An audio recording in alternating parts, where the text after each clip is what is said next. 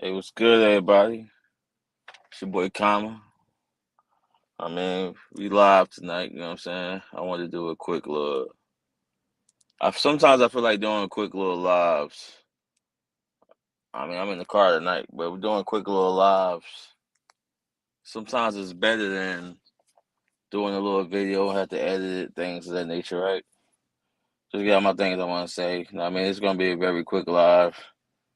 My little man turned 3 in about 28 minutes, so he's still up running around in the house. That's why I'm in the car right now with it. So yeah, man, let's get into it. So first thing I wanted to discuss was staying with Nfc East, right? I feel like the Nfc East is one of the most unpredictable divisions there is. Self-explanatory with the lack of repeat champion in the past about 17 years or something like that. That's self-explanatory, but when I say that, I mean in terms of everybody had high hopes for Washington last year, right? Um, Injury bug hit pretty hard, including their quarterback. Injury bug hit kind of hard, so it's not impossible for them to get healthy and make a run. You know what I'm saying? It's not impossible. Like they have what I consider a top 10 defense. And I'm saying that loosely with not considering. I'm saying that loosely with not considering um the secondary. I know they let go Landon Collins, so too. I'm not too like um up on their safety situation. But I know they signed a couple of corners last year, so I don't think I don't think I think their offense could be the Carson Wentz could. I don't think their defense would be too bad, right? Because I feel like they've signed a couple of pieces last year on their defensive, like on the defensive side. I just don't know what their safety situation look like. Everything else, defensive line. Jamin Davis is going to be in his second year, so let's see how that progresses. Um, Everything else is like if guys take the next step, they'll be fine. Offensively, they draft another wide receiver. They still got the beast Terry McLaurin. They got Carson Wentz is a step up from what they had. Carson Wentz statistically didn't have a bad season in New Indianapolis, but he had them Carson Wentz moments where it's like you just ain't it, you ain't getting it done. So it's like I can see it going both ways. I can see Carson Wentz being a steady pace for him. I can see him just being a bonfire, to be honest. You know what I'm saying? So it's like when it comes to Washington, I'll never have a honest opinion because they're the team in the division that I look the least. I do the least amount of research on, whether it's fair or unfair. You know what I'm saying?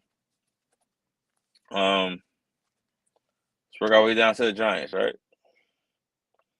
I disagree with Giants letting Bradbury walk, even though after watching the tape and watching games, Bradbury didn't have a very good season. Like he gave up a lot of things. Like it's a play with CeeDee Lamb just basically lined up and ran past him. He gave up a lot of them plays last year. So I wonder if that was more so I'm tired of this scheme fit. I'm tired of the coaching or like was it effort? You know what I'm saying? Like which one was it? Like that's what I want to know. Like was it is he's one of them guys that he performed greatly after getting the contract? Is he one of them guys that the hunger just not there no more? Or was it the culture of the team or is Philly gonna rejuvenate him? Um that's remaining to be seen. So it's like that's the only thing I disagree with the Giants doing. But we know they quarterback situation. I think the coaching situation has improved on both sides of the ball. I believe the offensive line, if it's not much improved now, it's like what more could they do? Because it's like they done invested top 10 picks in both of the tackles that they got now. They picked up a couple of guards. So I'm like, if I'm not mistaken, only person that's really coming back from the O line of previous years is Andrew Thomas. So they did completely overhaul on that. I think Kenny Galladay would be better in his second year removed from surgery. Kadarius Toney is a playmaker when you find a role for him. They drafted another rookie. Sterling Shepard is always good, but he's never available. He's not always available. So it's like the Giants are one of them teams that's like we have to see everybody available first before we make a assumption. You know what I'm saying? Like I don't know how it's gonna go, but I do believe this is the best offensive line talent they had in the last 8, 9 years. I do believe that. So I mean, defensive wise, I believe the guy they brought in from Baltimore, um, I believe he can make a big difference on the defense. I'm on record. You go back and look at my videos last year. That I thought the Giants would have a top 10 defense last year. It just didn't materialize, but it's I believe they got talent over there. Drafting Thibodeau, they got Ojolari on the other side. I think they got a bright future. They got Dexter Lawrence in the middle. They got Leonard in the middle. Like I believe they got a bright future. So it's like, I mean, it's the Giants defensively could be good right away. Offensively, they might need some work, but they could be good right away. So then I get to Philadelphia Eagles. I feel like, hear me out. I feel like with the Eagles, right? Um, a lot of people was like they want to condition you more on one thing. They want to condition you more to look at stats and name. No, not even stats. They want to condition you more to look at the names on the paper than the actual productivity of the team. And when I say that, I mean this, right? You're gonna start on the defensive end.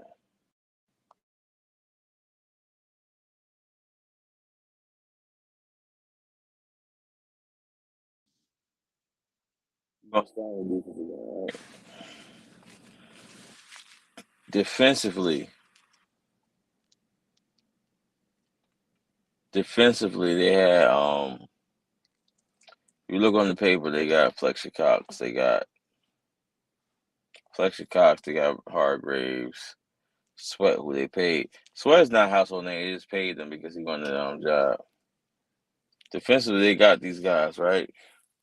They drafted Jordan Davis, they drafted Jacoby Dean, they signed Hassan Reddick. They getting a 33-year-old Brent Graham back off of Achilles injury. But when you look at Eagles games, you guys tell me when was the last time that they was dominant up front. And it's not hate, it's not anything of that. Anything of that nature. These guys haven't been great up front for some time now. You know what I'm saying? It's not my opinion. They haven't been able to stop the run. They haven't been able to stop the pass. Like, if you want to get hyped about Bradbury, I understand that. You got two bona fide corners on each side, so I'm not mad at that. But, like, to me, Hassan Reddick is a very solid player. 2 straight years over 10 sacks. I commend him on that. But Hassan Reddick is a straight hand of dirt. He's a pass rusher. I don't think he's a. I think when he got drafted by Arizona, they tried to play him in the linebacker role. That's what made things blurry for him. So once the last year when he was able to utilize his pass rush skills, when he had his best year. So when he had his best year, they already said we're not going to exercise your 50-year option. You could walk. So when he walked, he went to Carolina, who gave him a 1-year deal. He did good in Carolina, but Carolina also had a good defense until the injury started piling up. And then they had a good defensive line. And so he was able to rush freely there. So he had double digit sacks there. But with so it's like Philly's the only one that gave him multiple year deal. And I'm not saying they crazy for that, but Hassan Reddick is a one trick pony. He's a rusher. He's not. If you're going to put this guy in situations where he's playing sideline to sideline, linebacker, things of that nature, I don't think he'll flourish there. You got Jordan Davis, who's going to be nothing short of a rotational piece his first year. And I'm going to modify my statements by saying this. I love Jordan Davis, the player coming out of college. That's somebody that I wanted the Cowboys to look at. Possible we pick that 24 or second round. I don't think that pick made any sense for Philly, right? So a lot of people would say no, because Fletcher Cox on his last deal, his last year, we still got Hargraves. He modifies what we do.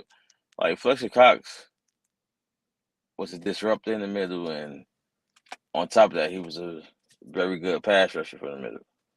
I don't believe Jordan Davis will ever be that. And when I say Jordan Davis will never be that, I'm not hating. I feel like Jordan Davis in college, his size is so massive, he overpowered people by that ability. And NFL, it won't be that easy. So in the NFL, you're gonna have to use technique and things of that nature. I don't think it would be that easy to you could overpower people and then it's a guy that plays 20% of the snaps, so he gonna have to get used to the increased workload before he blossoms. Kobe Dean, I feel like he could be effective day one, but I feel like in Georgia he was a little bit he would spoil you. They had a all-star defensive line, so you ran free and you did everything you need to do. But his strengths was he blitzed a lot. He played zone coverage a lot. He was never the man coverage guy. So I like what Philly did. But it's not the end all be all like everybody's saying. They don't know what their defensive coordinator going to be. He's playing. They hated the six defense with Jim Schwartz.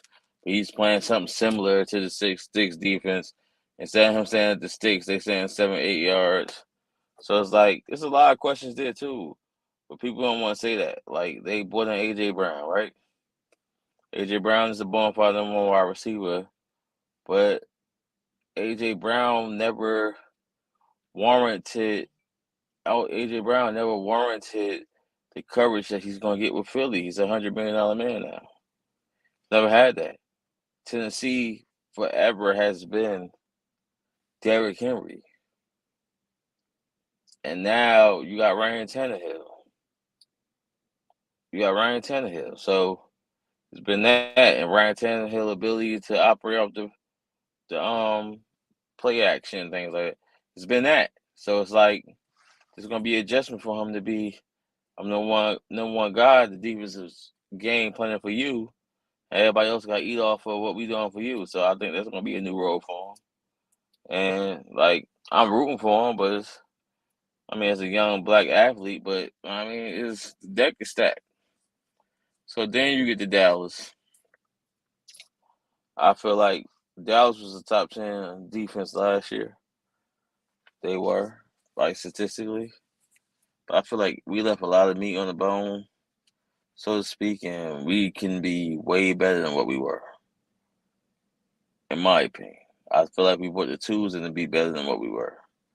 I feel like we're getting tougher. I feel like there's a couple of people on this defense I would like to see to take the next step. And am I saying they're going to? No. But I can see O's to take a next step. Neville Gallimore, who barely played last year, he took a step when he came back. I can see Sam Williams ramping the defense. I can see Dante Fowler coming in the defense. I can see D Law, Sam healthy, relatively more healthy than he did last year.